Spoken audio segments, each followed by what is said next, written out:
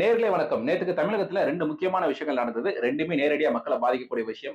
ஒண்ணு என்ன அப்டின்னா, நேரு அவங்க பாத்தீங்கன்னா, ரூ. 888 கோடி ரூபாய்க்கு ஒரு ஊழல் பண்ணியிருக்காரு. எதுக்கு அப்டின்னா, 2538 காலி பணியிடங்களுக்கு 25லருந்து 35 லட்சம் வரைக்கும் ஒரு பணம் வாங்கியிருக்காரு. இந்த மாரி பணம் வாங்கியிருக்காங்க. ஒரு வேலைக்கு ஏத்த மாரி பணம் வாங்கியிருக்காங்க. வாங்கிட்டு ரூ.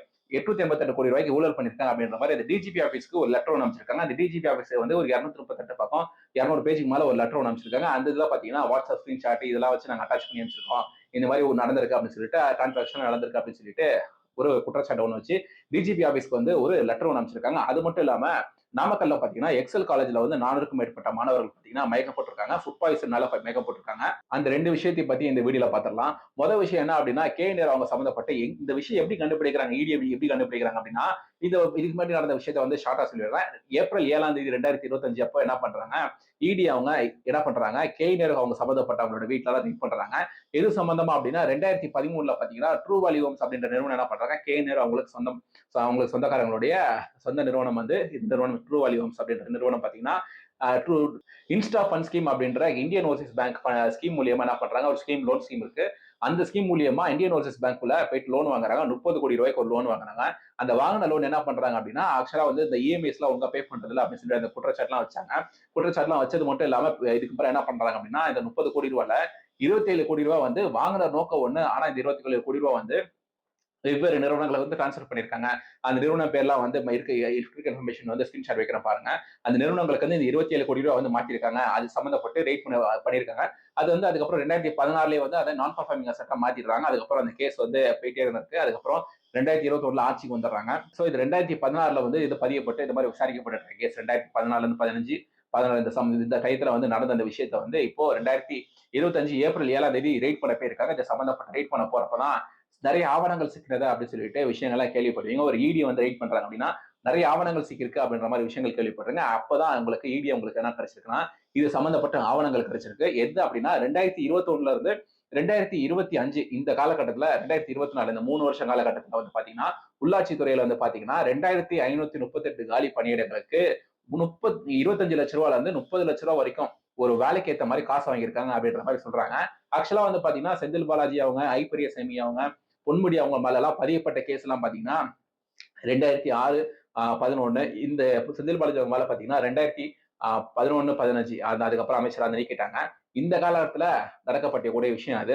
ஆனா திரு பொன்முடி அவங்க மேல போட்ட கேஸ் அப்படின்றது பாத்தீங்கன்னா அவர் மேல வந்து ஃப்ரெஷ்ஷா இந்த 2021 இருந்து 2025 நடந்த விஷயம் அப்படின்னு சொல்லிட்டு இப்ப இந்த ஆட்சி காலத்துல நடந்திருக்க விஷயம் அப்படின்னு சொல்லிட்டு போட்டிருக்காங்க. சோ இப்ப இந்த விஷயமா அந்த ட்ரூ வேல்யூ ஹோம்ஸ் நிறுவனம் மூலியமா ரைட் பண்ண விஷயம் வந்து பார்த்திருக்காங்க. அதன் மூலியமா இந்த விஷயத்தை கண்டுபிடிச்சு இப்ப டிஜிபி ஆபீஸ்க்கு வந்து இந்த லெட்டர் வந்து கொடுத்திருக்காங்க. லெட்டர் கொடுத்துட்டு என்ன சொல்லியிருக்காங்க அப்படின்னா, அந்த 240 பக்கங்கள்ல நான் இந்த மாதிரி எங்களுக்கு கிடைச்சிருக்கக்கூடிய ஆதாரங்களா வந்து கம்பைல் பண்ணி நடந்திருக்கு அப்படின்னு சொல்லி சொல்றாங்க. சோ இந்த இத்தனை நாட்களா வந்து எத்தனையோ பத்திரிகைகள் படிக்கிறோம், இந்த மாதிரி தகவல் வருது அப்படின்ற மாதிரி எந்த பத்திரிகைகளும் லீக் ஆகல. சோ வந்து இடி என்ன பண்றாங்க, இப்ப டிஜிபி ஆபீஸ்க்கு லெட்டர் அமைச்சிருக்காங்க. இடி எல்லாம் பாத்தீங்கன்னா இதுக்கு முன்னாடி செந்தில் பாலாஜி கேஸ்ல டைரக்டா போய் விசாரிக்க வந்தாங்கல்ல.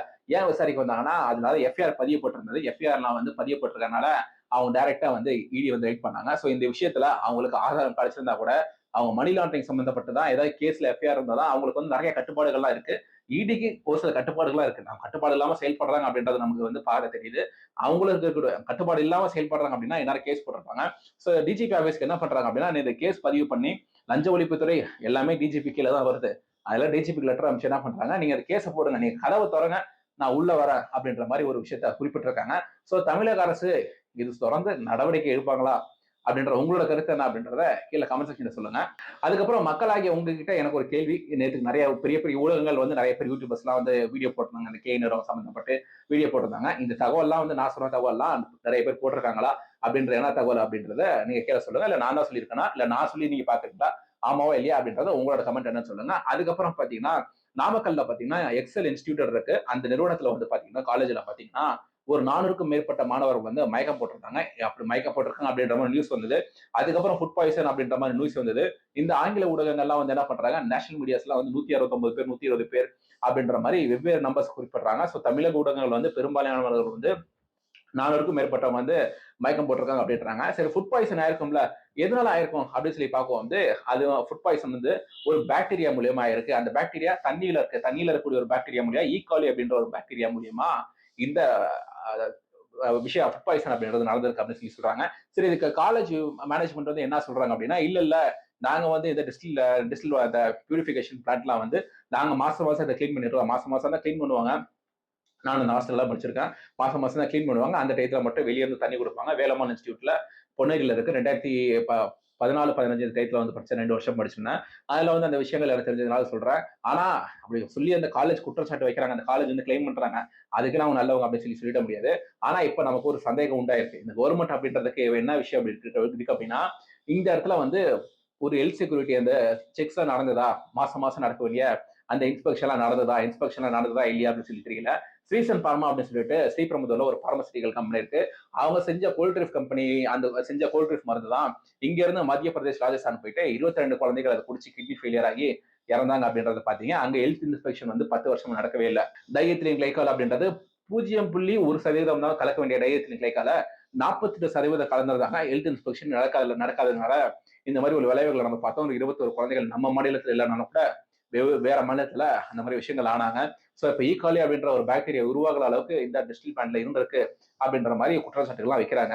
சரி, இந்த நாமக்கல்ல இருக்கக்கூடிய இந்த காலேஜ்ல 400 பேர் மயக்கம் போட்டாங்க. இதுக்கு என்ன பதில் சொல்லலாம், என்ன எப்படி அதை சமாளிக்கலாம் அப்படின்னு சொல்லி பாத்தீங்கன்னா 2006-11 காலத்துல பாத்தீங்கன்னா பஸ் கட்டண உயர்வுக்கு இது பஸ் கட்டண உயர்வுன்னு சொல்லாதீங்க, பஸ் கட்டண சீரமைப்புன்னு சொல்லுங்க அப்படின்னு சொல்லிட்டு ஒருத்தவங்க சொன்னாங்க. தெரிஞ்சா கமெண்ட் பண்ணுங்க. இப்ப பாத்தீங்கன்னா கிட்னி திருட்டு நடந்தது. அது கிட்னி திருட்டுன்னு சொல்லக்கூடாது, அது கிட்னி முறைகேடுன்னு சொல்லணும் அப்படின்றாங்க. இப்ப இந்த ஈகாலி பாக்டீரியா அப்படின்னு சொல்லிட்டு இந்த நாமக்கல்ல இருக்கக்கூடிய இந்த காலேஜ்ல பாத்தீங்கன்னா அந்த பாக்டீரியானால 4 பேர் பாதிக்கப்பட்டிருக்காங்க அப்படின்றாங்க. இல்ல அது காலேஜ் தவறு இல்ல, அது பாக்டீரியா தப்பு அப்படின்னு யாரா வந்து சொன்னாலும் சொல்லுவாங்க. சோ மக்களாகிய நீங்க உங்களோட கருத்து என்ன அப்படின்றத கீழே கமெண்ட் செக்ஷன்ல சொல்லுங்க. இன்னொரு வீடியோல பார்ப்போம். பை.